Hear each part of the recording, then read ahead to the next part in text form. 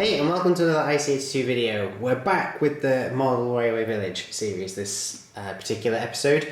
The Your Model Railway Village.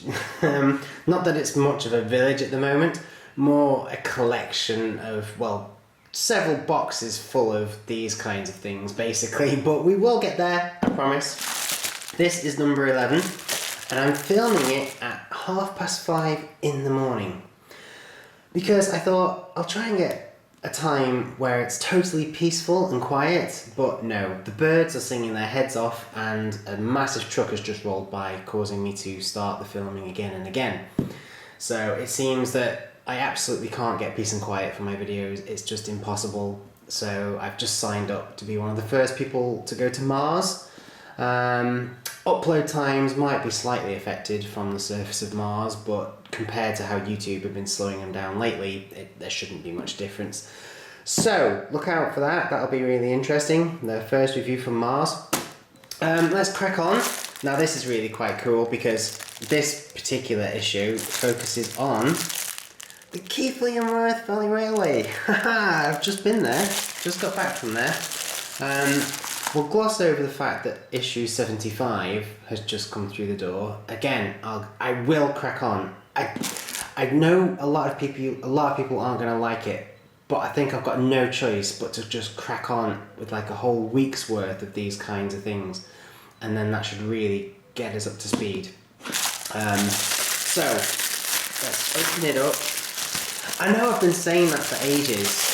I know I have, but I'm just scared of upsetting people basically, because there's so many of you out there that love this but hate the Minecraft, and there's so many people that hate the Minecraft but love the reviews, and there's even people that hate the reviews but love the Engage project. So it's just impossible to please everyone, okay?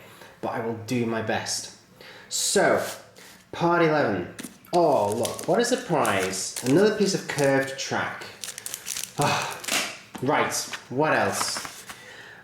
Some sort of building, or at least the beginnings of a building. Looks like an engine shed, maybe, or a loco depot, or a cargo bay. I really haven't a clue. Let's just open it up and find out, shall we? Platform paving samples. Okay, we did recently complete that station house, as you'll recall from some of the previous episodes. So let's just go ahead and peel off that front page. No. Just quickly look at the contents. Could be quite useful. Build your model railway. Baseboard storage. Okay. End panels can be used to brace the two baseboards so that they can be stowed away safely. Plus printed platform textures. Oh, whoopee. Britain's heritage lines. The Keighley and Worth Valley Railway. A trip to Bronte country. Yes, it's true. The Bronte sisters. Their house is at oh gosh, now is it Oakworth or is it Oxenhope? It could be Oxenhope. And the home of the great writers at Haworth, with one of Britain's best heritage lines. Yes, of course, it's where I've just been. It's famous for the railway children, not just the Bronte sisters. Fabulous line. Really, really do recommend it. The story of Britain's railways, the last main line to London. The building of the Great Central Railway. Oh wow, that'd be cool. Into the capital, which opened in 1899. There's also a preserved railway, isn't there? The Great Central Railway. There's a preserved line there now. Yes, I always get Great Central Railway and Grand Central Railway mixed up. Grand is the East Coast. No, it's not the East Coast. It's not the East Coast operator, but they. Why did I say East Coast operators? Because the East Coast operators use HSTs, and the Grand Central Railway use HSTs as well, but they're modified HST because they've got buffers on the front, and it looks wrong. The Great Central Railway is a preserved line, although in this it's going to be. It's just really. Hang on. So there really was a railway called the Great Central Railway, and now it's just a preserved line called the Great Central Railway. Yeah, glad you're coming with me on that. Okay, moving on. Baseboard storage. Well, this isn't an issue with the main layout, which you are going to see. Part 3, no, not part 3 doesn't show it. I think, is it part 4 that begins to show it? But obviously if your main layout is quite small and you need something that you can fold up or bend up into the attic or bend up against the wall or bend up against the door, then baseboard storage is quite useful. So what's it got to say on the subject?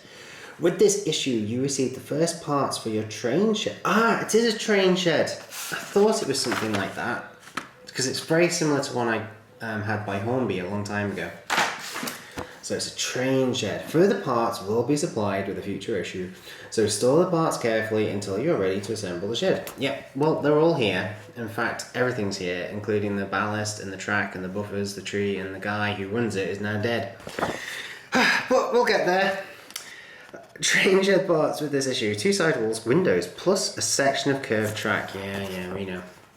Right, baseboard stowaway solution. In this issue, we show you how to create end panels for the baseboards that fit onto the ends of the baseboards, bracing them apart so that the layout can be stored away. That's quite fancy. I'm nowhere near at that particular stage yet, but that's definitely going to be something to look into when I get there. So do watch out for that. And then what we've got here, some textures, platform textures. These strips of paving slab can be stuck to the platforms for an authentic finish. Full instructions for using them will be given in a future issue. Right. Okay. So I don't think the platforms have come yet, or have they? Did they come in an issue ago? Was it an issue 2 ago? I can't remember. They maybe did. I can't remember. But we've got platform textures. Now, yes, they do look quite nice, but let's be honest, they're not incredibly realistic, are they? And we're going to have to seriously weather them to make them look even remotely realistic. So, moving on. The Keighley and Worth Valley Railway. I'm going to enjoy reading this because it is a beautiful railway line. I'm not joking. It's definitely in my top 5. It's probably in my top 3. It might even be in my top 2, I'm not too sure. But it is stunningly beautiful. And what's really nice about the Keighley and Worth Valley Railway is the staff and the volunteers, the people that make the railway. They're just incredible. So I really do recommend it for that. Set in the heart of Bronte Country in West Yorkshire, the Keighley and Worth Valley Railway showcases the stunning landscapes that feature in the classic novels Wuthering Heights and Jane Eyre. Well, yes. I hope it is going to mention the Railway Children, though. It better do, because it was the location for the Railway Children, the Bronte sisters. Yeah, the line closes. I genuinely can't see where it talks about the Railway Children. It must do. It absolutely must do, because the Railway Children was filmed there. At Oakworth. It must do. Scanning. Do you know, I genuinely can't see it. It must be in there. Oh, there we go. The very last paragraph. Oh my gosh. As well as its association with the Brontes, the Keighley and Worth is known as being the location for the classic 1970 film The Railway Children. This timeless tearjerker was filmed at Oakworth. Many other productions have been filmed on the Keighley and Worth Valley Railway, including Sherlock Holmes, The Last of the Summer Wine, and Sons and Lovers. Okay. Oh, that's a little bit rubbish. No, that's not even in the film. So they've left it to just the last paragraph to mention about the Railway Children. I think that's pathetic. It's such a famous film. I don't know. But anyway, it's going to be interesting to read because I've only just got back from there and it's a fantastic railway. So yes, very, very good.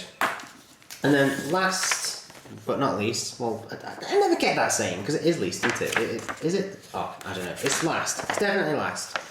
And it's genuinely least as well. Look, it's only a page. The last main line to London in 1899. Gosh, that's when I started collecting these. The final new rail route into London was opened, with its terminal at Marylebone Station. However, the Great Central Railway had even more ambitious plans. Really? Well, I know that part of it still exists in the Peak District because I like to walk along it and run along it and mountain bike along it. So I do know that. But that's all I know. I have not got a clue about what locomotives ran or what rolling stock they hauled or what stations there were. Really haven't got a clue. So this is going to be interesting as well. And there's somebody I've never heard of before. Edward Watkin, chairman of the Great Central Railway, also held key positions on the Metropolitan and South Eastern Railways, as well as the Channel Tunnel Company. Okay. Yeah, it's probably taken of him sat on the Eurostar. Watkin was a visionary, and his dream involved connecting the Great Central Main Line with track owned by the South Eastern Railway, with the aim of sending trains through a planned tunnel. Hence his new line was engineered to continental loading gauge. However, this was not to be, and it was more than a century until the rail tunnel under the English Channel became a reality. Wow, I never knew that. What a visionary. He was over 100 years ahead of his time. Amazing. So, it's a very, very light issue, it has to be said. A little bit on the Great Central Railway, something on baseboard construction, and a brief mention about the railway children being filmed at Keighley and Worth Valley Way. But that's good, because we need more time to crack on and get more videos done.